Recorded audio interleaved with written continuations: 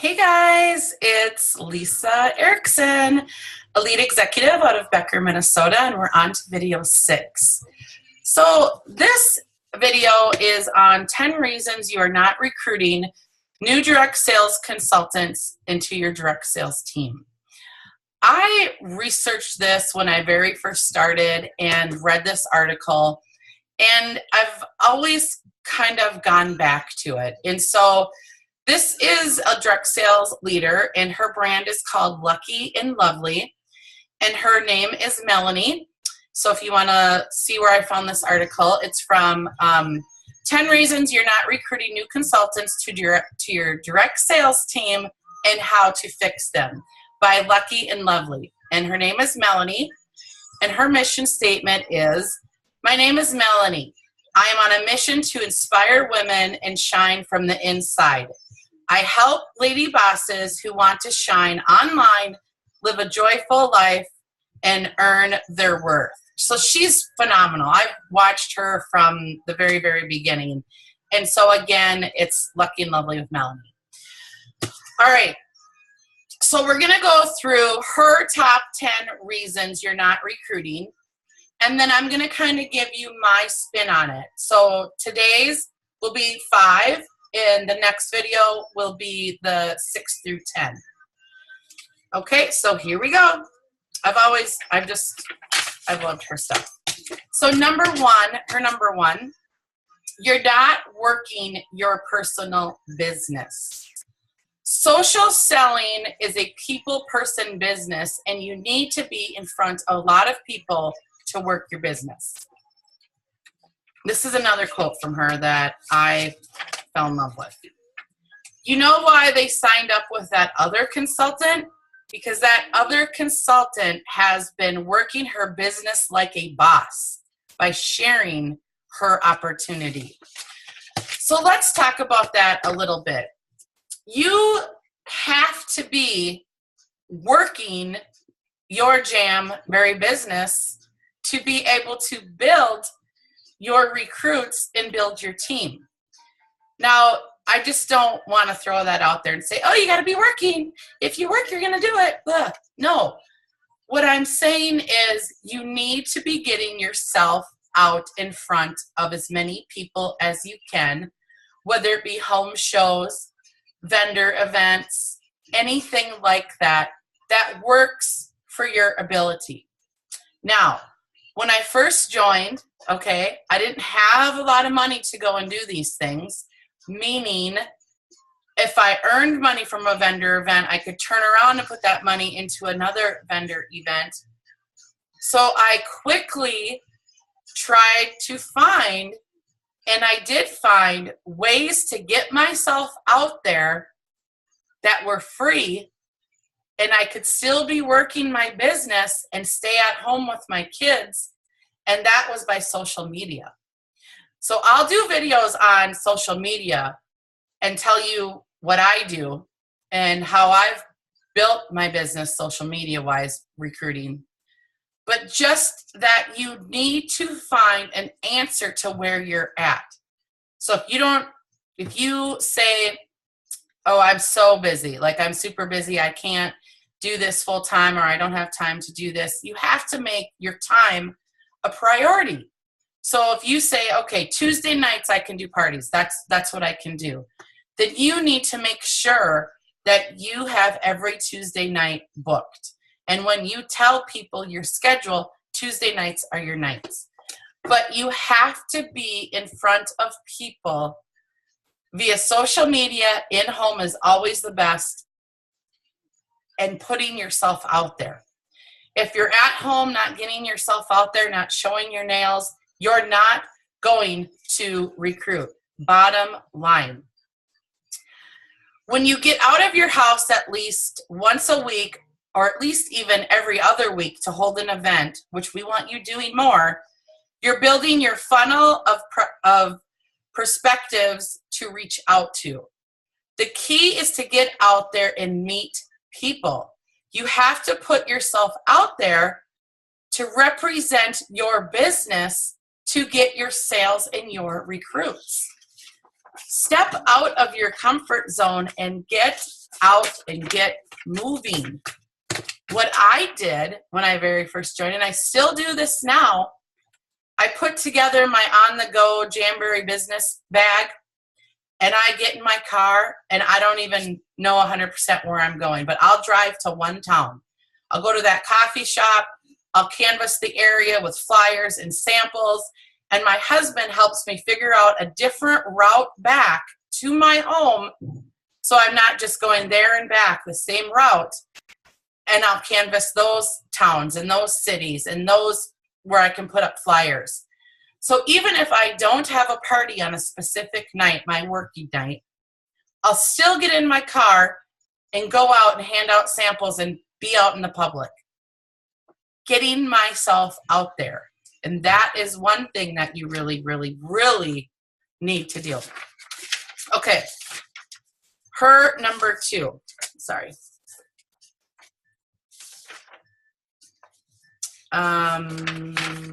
You're scared. Okay, you're just flat out scared to do it. You need to punch fear in the face. And I want you to go back and think about that chocolate chip cookie recipe that we talked about. That you gotta punch fear in the face. You're afraid to recruit. Fear is the most powerful source. It holds us back from doing what we know we need to do, what we want to do, what we should do. Fear is really the reason you're not talking about sharing your opportunity. You're making up stories in your head about what other people will say, and you're worried about them coming off being too pushy. You're worried about the rejection. Stop worrying about what other people will think. You have got to overcome your fears. Like, I am looking you straight in the eye on this one. We need to figure out what's holding you back, and what you are fearful of, and we need to punch it in the face. Are you scared of the rejection? Watch chocolate chip cookie analogy. What is holding you back? What is your biggest fear? Tell me that. I want to know what you are most fearful of. Rejection, being too pushy. What is it? Let's find that out. You are not confident. Number 3, you are not confident about your business opportunity / or product. Okay, this is a big, big no-no in my book.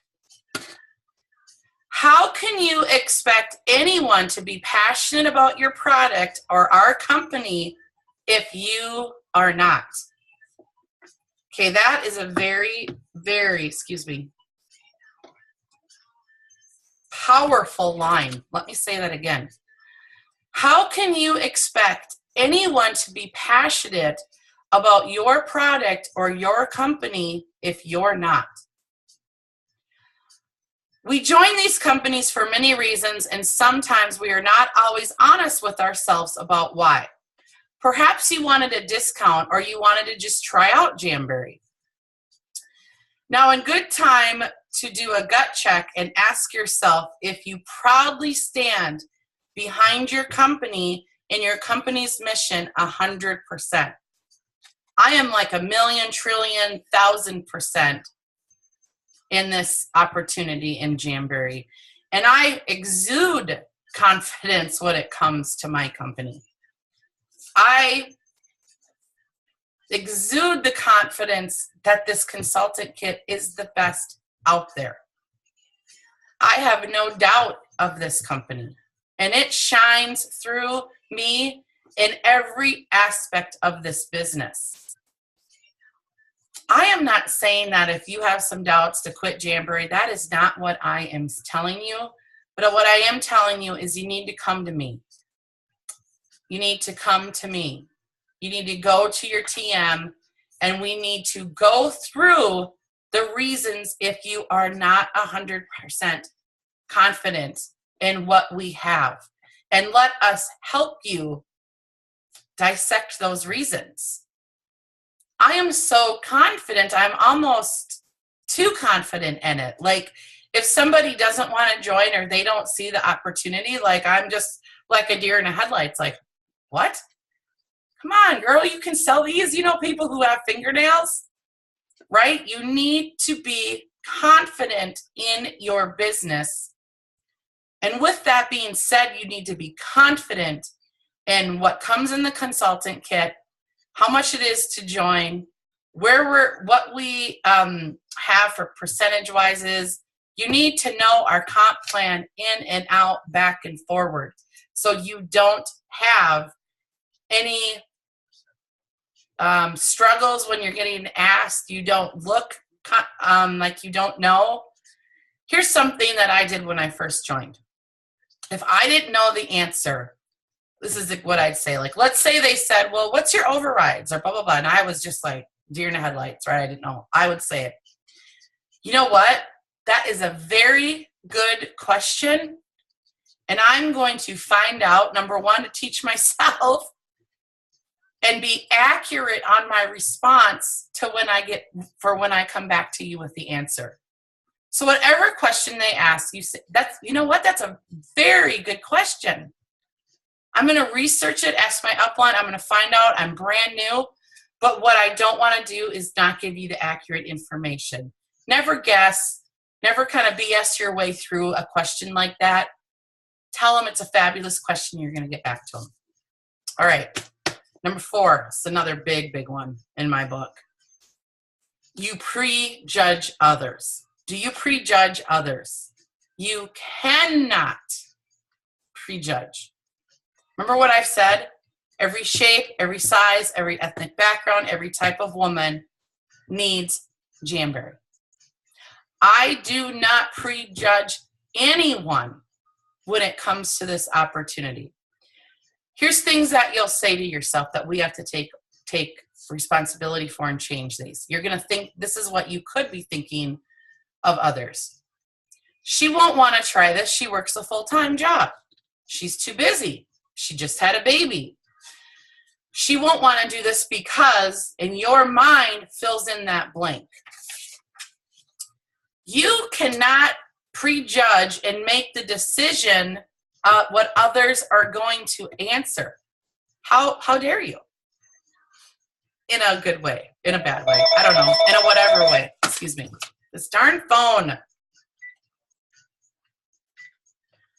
You can't prejudge what they're going to say. You just can't do that because you don't know their answer. If you're making that decision for them and in your mind you're prejudging what they're going to say,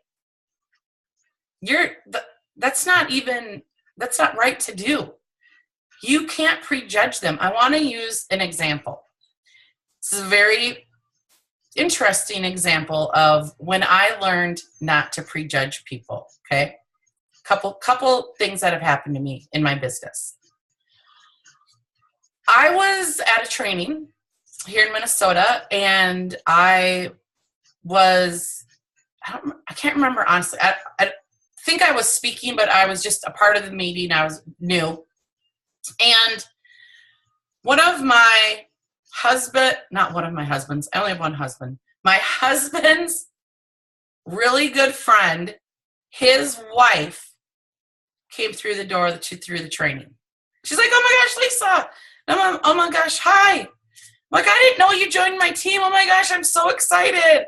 Man, I thought that you were like way too busy for this. You have 3 kids and work full time. And oh my gosh, I'm just so excited you joined.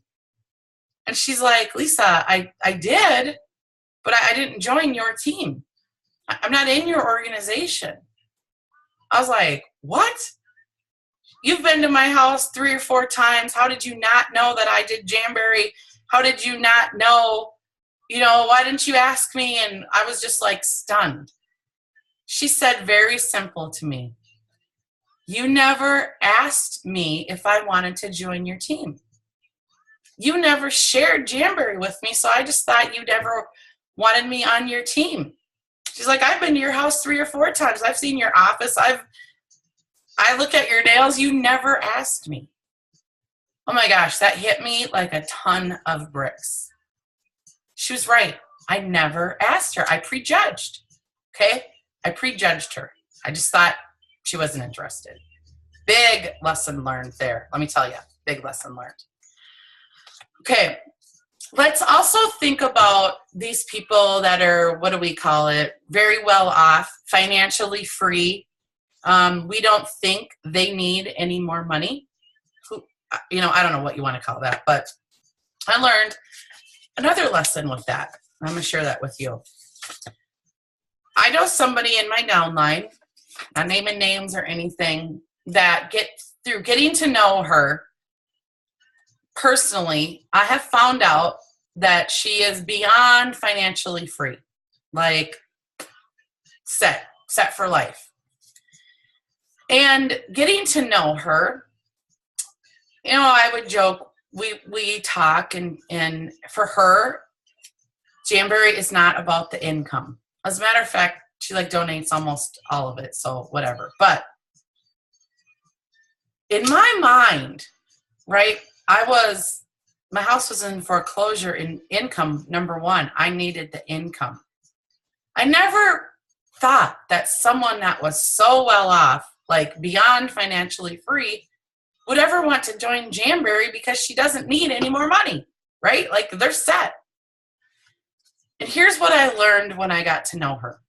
Number one, she wanted to come into a sisterhood, a group, an organization of fun, successful, uplifting, powerful women, and not have any of them know of where she financially is, because she wanted people to like her for who she was. She never knows in her life if people like her for her or because she is that financially free. Right? I was blown away by that. I was blown away that she was looking for friendship and to be a part of a group, and she could come in with this clean slate of, I am who I am, and get to know me for me. That was priceless to her. I prejudged people like that in the past.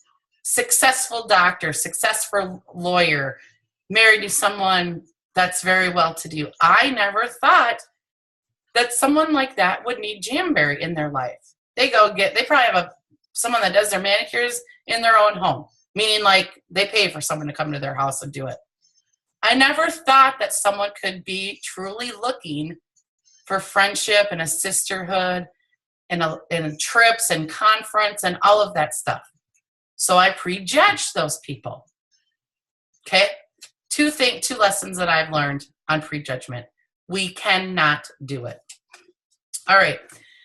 The other thing that we talk about is you don't know how to create relationships, or you don't build relationships before you go into the punch of join my team. So we need to build relationships with people. How does that start? By handing out a sample, getting their information, having them host a party, building on that rapport, getting to know them, building the relationship. When I talk to potential leads, I have a piece of paper, okay? And I'm writing stuff down as fast as they're talking. So listen, I'll just kind of pretend I'm talking to someone. Hey, Kelly, how are you doing? Oh, my daughter just got married. We're super excited about that. Blah, blah, blah. So I'm writing down, daughter was just married. They just had a wedding. They probably have things they have to pay for. Okay. Oh, my cat's sick. I'm so upset I'm writing down her cat is sick. Her cat's name is Fluffy. Like, I'm writing down everything that we're talking about. And she's like, I really wish you could call me back in June when first week I'm ready to hold a party then, blah, blah, blah. Whatever we talked about, okay? I want to build a relationship with her. I don't just want to be this Jamberry Nose person I'm here for the sale. So I'm calling her. I have a folder that has all the months. So she says, call me in June. I take her lead slip and I put her in June. I'm calling her. Hey, Kelly, it's Lisa. How's Fluffy the cat? Right? How's she doing? Is she better? You said to call me. You wanted me to call you the first week in June. It's the first week in June. right? So this is what she's doing. Wow. Yeah, I did tell you to call me the first week in June. It's the first week in June. Fluffy the cat's doing great. Thanks for thinking of her. Okay? I'm building a relationship with her. How about the other lady? Hey, Mary, you settling down after the wedding? Well, I saw the pictures on Facebook. What a beautiful bride. I bet you were so happy. Are all those bills coming in from the wedding, girl? Let's have you join Jamberry. Let's help plug away at some of those bills. Okay? It's a relationship. I remembered the wedding. I remembered the cat. I remembered her kids' names.